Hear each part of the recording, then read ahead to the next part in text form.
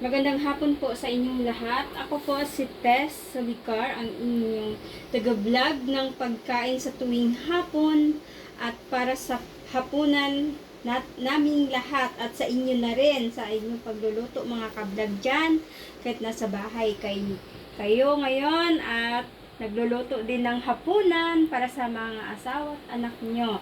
Ako naman, ang menu ko ngayon ay ang swam na mais na may hipon at saka at kita ba yung kamay ko? Hipon and then may white mushroom at saka itlog ng pugo at saka yun ang aking corn na nilaga ko na malagkit siya.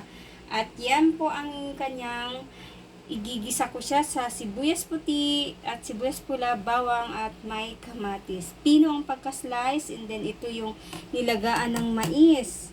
At saka ito yung sibuyas dahon at pagkatapos yan po ilunod natin na hindi po siya malalabsak. Ito naman ang aking tortang talong. Yan po, ready na siya.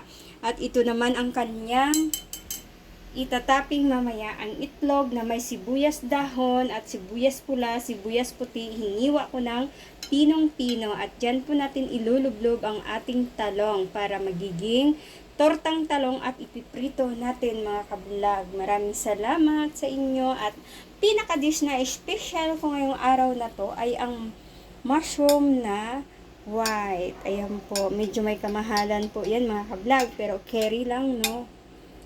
Thank you.